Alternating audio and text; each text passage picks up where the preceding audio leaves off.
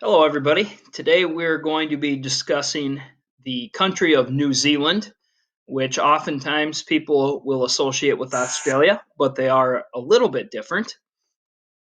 So, this is the note sheet that you are going to be looking at that I have for you to make a copy of and to put in your shared folder.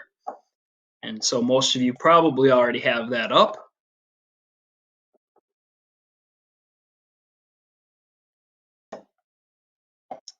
I wish you could hear that. It's a good song. All right, the very first people in New Zealand were it is pronounced Maori people, and they didn't arrive in New Zealand until about 700 years ago. So until about the 1300s, 1400s is when they're going to arrive, and it's because New Zealand is so far south. I mean, it's farther away from everything than even Australia, which is the land down under. The only major place that they discover after New Zealand, and people get to, is Antarctica, and that's not till like the 1600s. But the Maori people did not get there until about the 1300s, and then the British and the Dutch don't get there for another about 400 years after that.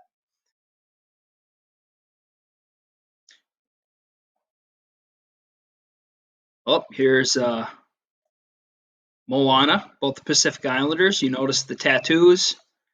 You see that a little bit here if you've seen that film.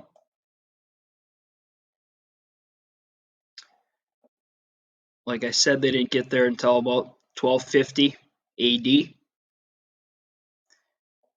You can kind of see here the route the Pacific Islanders take across the Pacific from Asia.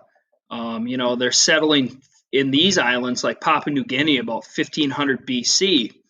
And then as you continue going farther east, you're running into places Fiji and Samoa, the Cook Islands, and the Melanesian Islands up in these areas. Is when they're arriving 1300 BC, 200 BC, 800 BC, 700 AD, 12, and then finally 1200 AD. So it's a slow process. How did they get to these places? Boats. They were excellent, excellent sailors. So many of these people are all distantly related, going way back a long time ago. When the Morai people arrived um, in New Zealand, one of the animals that was living there was a gigantic flightless bird called a moa bird.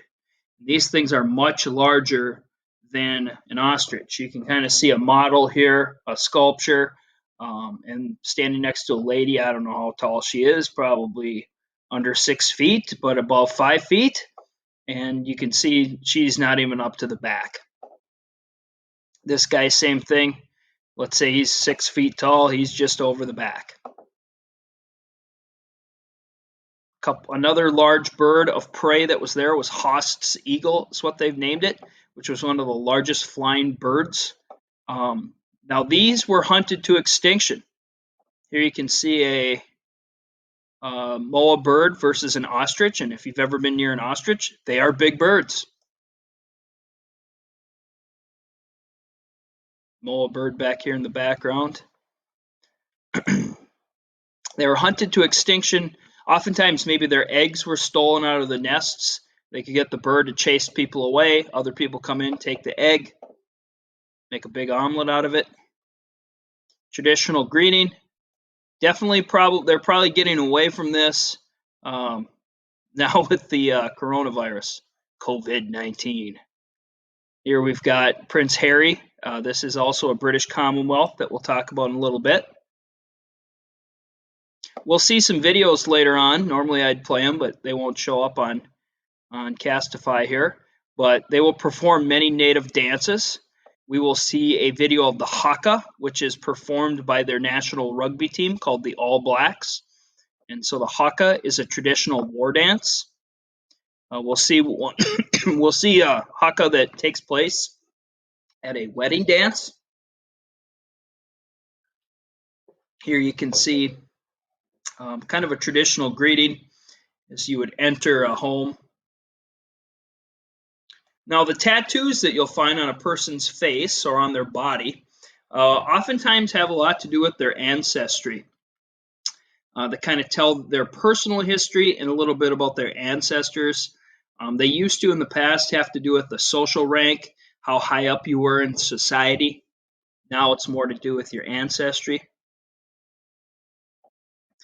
The first Europeans to settle New Zealand and take it over were the British. They do that in the late 1700s after Australia. Remember, they lost the U.S. colonies, the American colonies in 1783 when the Revolutionary War ended. And so they're looking to colonize more places. And today it's still part of the British Commonwealth. Abel Tasman, Tasmania is named after him, Dutch explorer. And you can see James Cook coming through this area as well. He's going to be the first to kind of explore and report back to Great Britain. He was the guy that kind of did the same thing in Australia. They were mainly down in this area kind of looking for whales. Whales, if you remember, they would kill the whales and usually use their blubber to make oil. That is how they powered a lot of the lamps. They could burn the lamps at night better than candles. Two of the things that the Europeans were going to trade with the Maori people were potatoes, which could go along. You eat a potato, that's going to fill you up. You eat 3 potatoes a day, yeah, it might not be the best tasting. You get sick of them after a little bit, but they fill you up. There's a lot of calories in potatoes. So that really changed people's lives. And then guns, muskets. Tribal wars in the 1800s. The Maori kind of fought with the same tactics, but now you got guns, so it led to a lot of deaths as they fought each other in tribal wars. And of course, same type of thing. A lot were driven off their land, died of diseases, those types of things. Very scenic place in New Zealand. Lots of mountains, valleys. So tourism, people coming to see the physical landscapes is a very big part of their economy. See a video later. A little bit about their culture. Might see rugby, national sport, very popular there. Their population's small, 4.7 million, so it's smaller than our state of Minnesota, which has about 5.5 million. Most people can trace their ancestry back to Europe. Some people can trace their ancestry to the New Zealand. They were part of the Monarchy people. Some people from Asian countries, and then a lot from Pacific Islands. The capital is Wellington. It has about 400,000 people, so it's roughly the size of Minneapolis. It's also their cultural capital. They have lots of museums, colleges, libraries, theaters.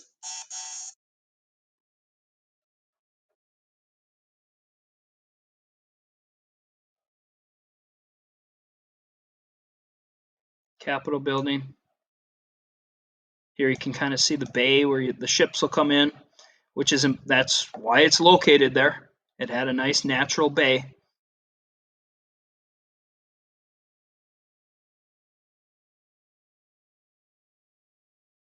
Theaters, restaurants.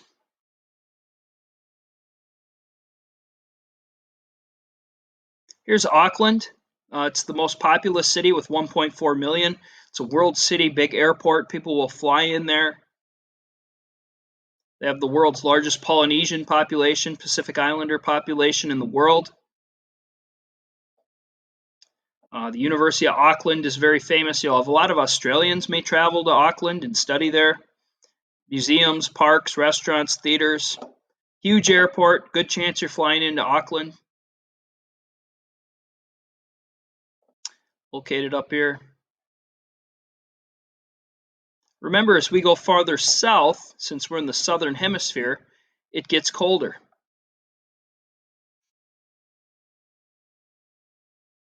And similar to Australia, they are part of the British Commonwealth. They consider the Queen of England to be the Queen of New Zealand. They have their Prime Minister. I think it's Jacinda Ardern. Right here, she has been their elected prime minister for the last 2 years, maybe, year and a half. So they do vote for people. They do have a prime minister. They have a parliament, much like Great Britain, much like Australia, but they also still have the royalty. Might see this video in a little bit. M&M versus the Nationalist Party of New Zealand. The Wellington High Court ruled against the National Party, ordering them to pay over $600,000 for copyright infringement. Basically, they used one of Eminem's songs over in New Zealand. You wouldn't think they would be, right? But it's a globalization, and Eminem sued them for $600,000 and got it.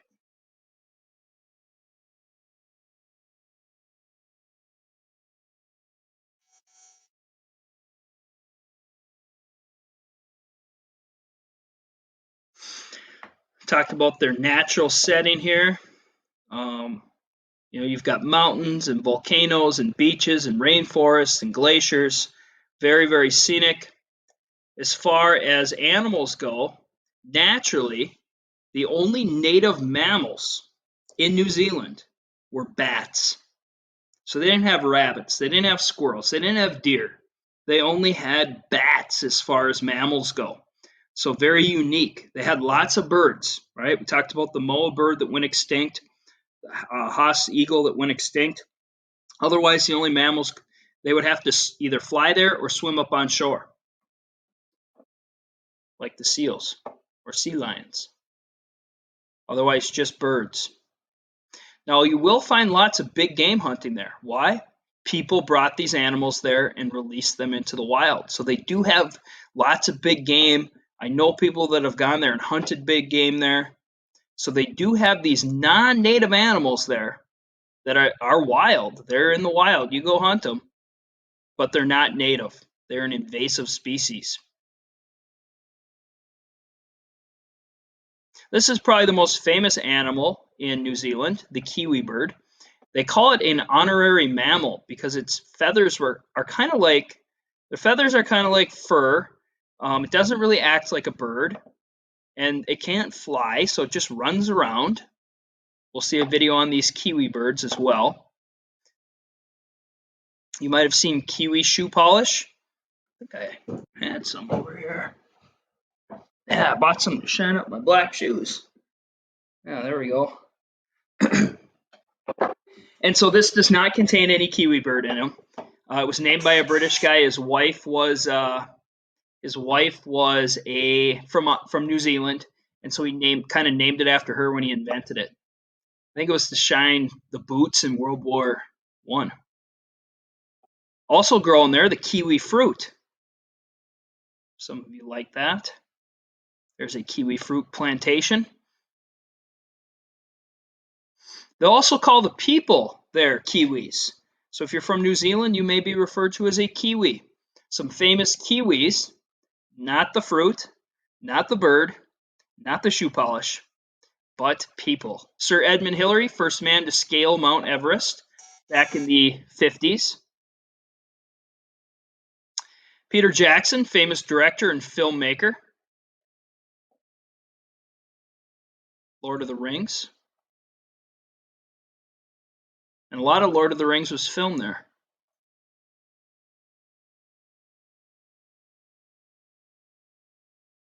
Lord, singing the song at the beginning.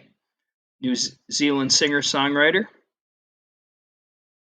Their favorite sport is rugby. They have one of the best rugby teams in the world. It's usually they're usually playing in the Rugby World Cup. The All Blacks is what they call the national team.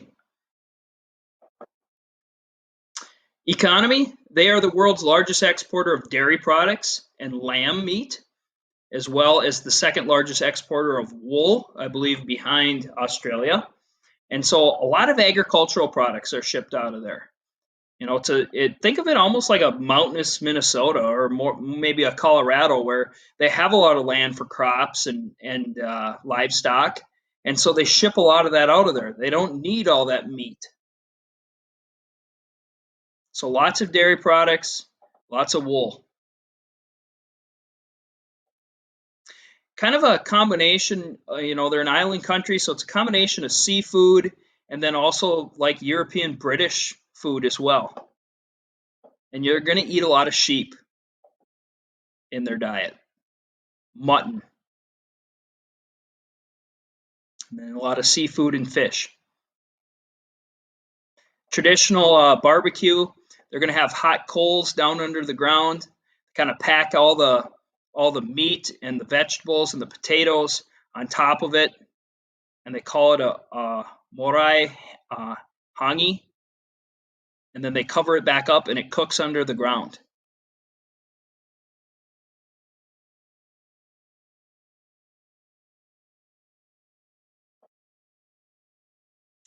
Sparsely populated, a lot of they're going to live in the valleys. A lot of it's mountainous, so it's similar going back to Japan. Um, Japan, a lot of people living in the valleys, but not in the mountains. Lots of sheep grazing.